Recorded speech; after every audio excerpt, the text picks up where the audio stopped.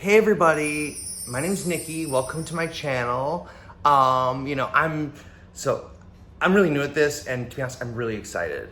And I'm excited to get to know some of you, and so some of you can get to know me. What made me start this channel, I would say that as I went through my journey as a transgender person, there weren't a lot of really informative blogs out there to kind of tell me what it would be like. I mean, I had like a few support groups or whatever, but I mean, look, I'm freaking bougie and these people were freaking basics. They didn't fucking get my problems. Period. But anyways, so what I want to do is I want to share what I've had of my journey with you guys and what happens going forward, because I wish when I was first starting on my journey that kind of stuff would have been available. You know, I'm not just going to show you the good stuff. I'm going to show you the bad stuff too. You know, I'm gonna tell you when I'm having a hard time, because you don't see a lot of that. I mean, and I wish I had seen that when I had first come out. I guess for this episode, we're going to get into a little bit about me, of course. And I'm also going to tell you, because it's Pride Month, happy Pride Month, everybody, that I will also tell a little bit about how I came out and a little bit about my story. What you can expect from this channel is information and lessons from my experience as a male to female transgender person. I'll tell you about my dating and sex life. I'll tell you about how I make friends. I'll tell you about my work life, whatever. And if you want to know something, just pop a question in the comments and I'll probably get back to you. You can also expect just kind of a mishmash of content. Like, I love gaming, so I'm probably gonna do some game reviews. I'm definitely gonna do a lot of fashion stuff because, like, no lie, I love clothes and I love shopping. Sorry, I do. And so I'm very excited to share that stuff with you guys. I'm gonna get into my story. So as a kid, I mean, big shocker, right? I was always a little different. I'm gonna go into my childhood another time though, because it has its own stuff to talk about, and that kind of needs a little more time. So basically, as I went through life, I always felt uncomfortable. I always felt like something was wrong. Like something was wrong with me. Like I could never put my finger on it too. And, you know, towards the end of high school, I got really into drugs and got pretty deep into that. And that just made things, A, worse with my family, and B, even more confusing for me. Fast forward to 4 years down the line, and I'm homeless. I'm homeless and living on the street. I have nothing. This was really the low point for me as far as like my life. This was the low point. And thankfully, and I'm grateful that I bounced back. I got into recovery from drug addiction, and I was able to pick myself up. I mean, I had a lot of luck along the way, granted, but I worked hard too. So I've dated several, like, first of all, when I was before I started the transition, I definitely dated women, to clarify. In fact, I almost married one, and that's an interesting interesting story. I would say at this point in my life, this is where I really got into working out. And I got really big. You know, I'm a tall bitch, okay? I'm like 6'1", and So I got into working out, and I got huge. And I was a firefighter for a smaller town in Minnesota, and I was training to do bodybuilding competitions, powerlifting, and I was always a little bit reticent as far as like, am I really gonna do this? Is this right? Like this was the first time that I found myself really wondering what was going on with me. And it definitely turned out that being a bodybuilder, this is why it's called Bodybuilder to Barbie. I mean, yeah. It turned out that that was a big overcompensation for me. I was ultra masculine when in reality, on the inside, I was actually a woman. And I was fascinated by women's clothes. I was fascinated by the way females looked and carried themselves. And I always felt lost in my own skin. But at this point, this is the point where I started tinkering with women's clothes, right? Like I bought a few pairs of high heels, I bought a couple skirts, and I started messing around.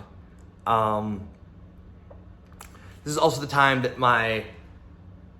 that I was with my last girlfriend, and she found out that I was big into like leather and high heel shoes and stuff like that. And of course, she immediately called me gay and, you know, ridiculed me for it. So that was a whole nother experience. I mean, it was kind of like, looking back at it today, it's like really surreal because today, like I'm so happy with who I am today that was another low point for me. But that was the first time that I accepted the fact that I was a trans person and I was actually a woman.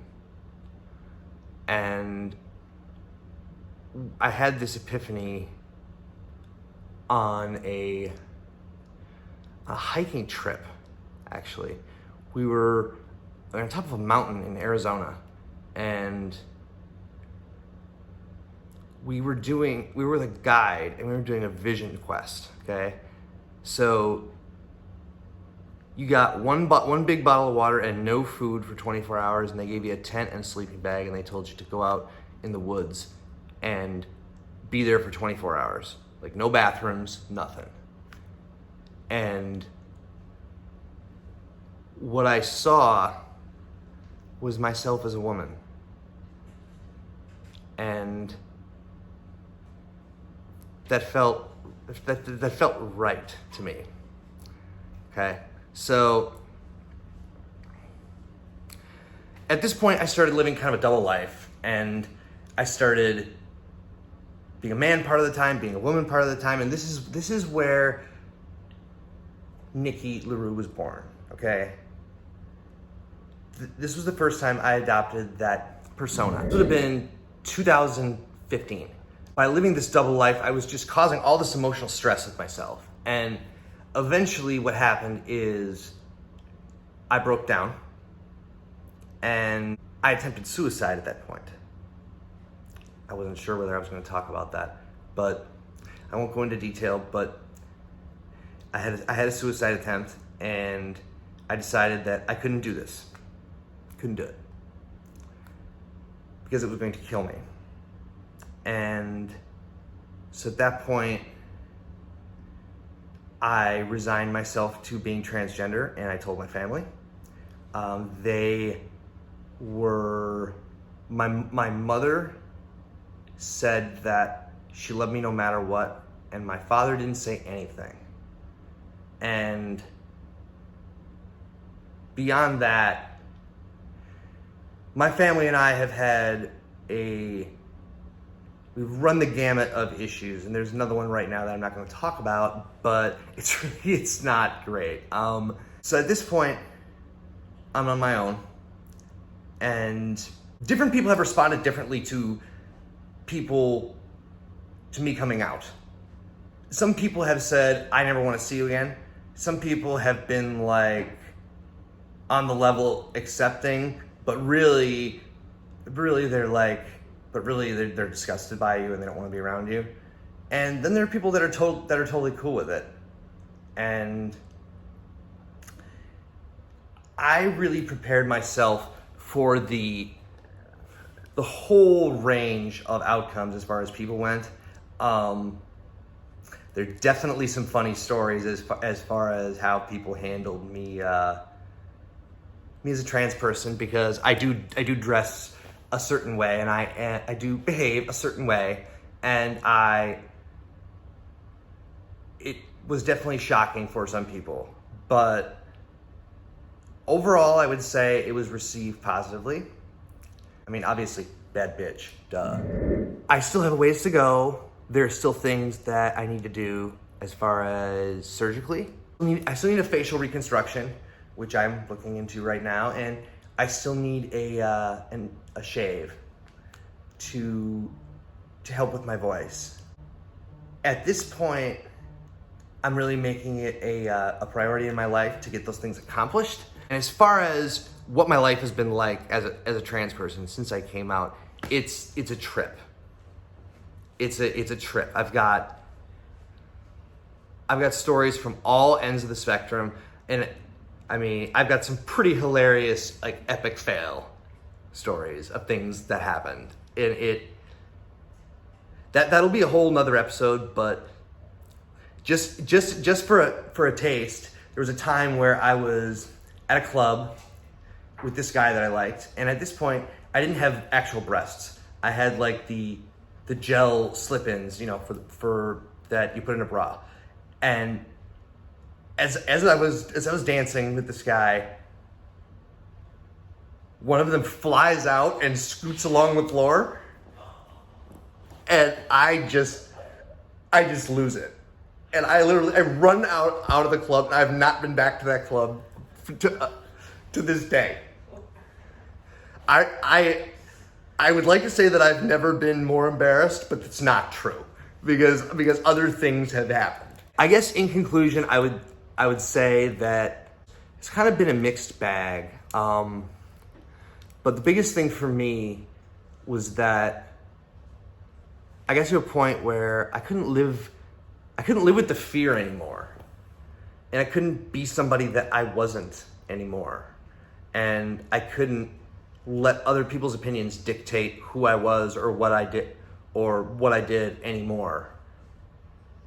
I had to have had enough. And you know, my hope is that some of you can relate to that. Like, if you happen to be in a position where you haven't told your parents, or you haven't come out to anyone or anything like that, I mean, I can tell you that 90% of the time, it's not as bad as you think. It's not as big a deal as you think it is, okay? Like, and even people that have rejected me, I mean, let's be honest, it's their fucking loss, because I'm fucking gorgeous, I'm awesome, and if they don't want to know me, then I probably don't want to know them anymore either. So I guess the biggest thing that I would say to anyone is that just don't hide. Like, just do it.